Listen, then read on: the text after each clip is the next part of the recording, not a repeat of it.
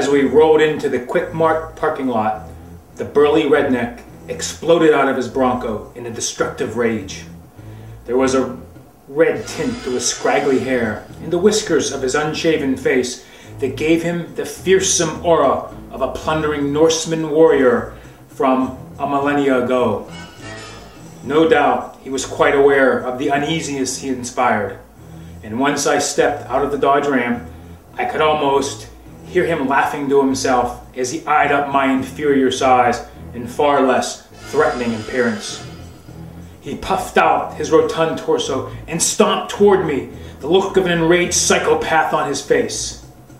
"You looking to get yourself killed?" he snapped, rehashing his line from the infamous last day, keeping my voice as baritone as possible while using only medium volume.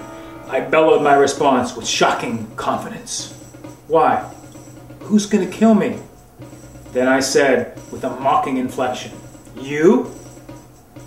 The enemy stepped closer. The arrogant swagger of intimidation was still there, but I could sense hesitation lurking beneath it. This was a man who was not used to being challenged. "I don't appreciate being tailgated, motherfucker." He pointed his fat sausage finger only inches away from my face. "Well, maybe if you didn't drive like such a pussy, then I wouldn't have to tailgate you." I stared into his wild-eyed face, daring him to make the first move. "And if you don't get that chubby finger out of my face, I'm gonna break it, motherfucker." God, it's great to be a Boomangani. The stage had been set. The burly redneck lunged toward me and tried to grab my throat with his grimy paw. I easily dodged to the side and drove a thudding forearm into the side of his ribs.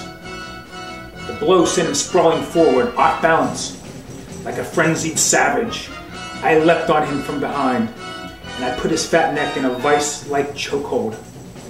As my feet touched the pavement, I hit the ground running, taking the stumbling and now powerless burly redneck along for the ride. Then, as soon as enough momentum had gathered, I let go and sent him reeling into the gate of the Dodge Ram. There was a loud thud as pudgy flesh collided with metal. The stunned bully was sent staggering to the ground. Then, the familiar eruption began to unleash inside me.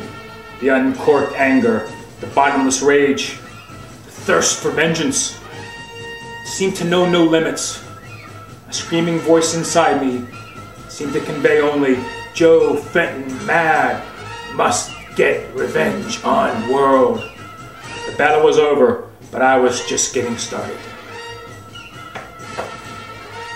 Gunner Star, the story of one man's escape from reality, his revenge on the world.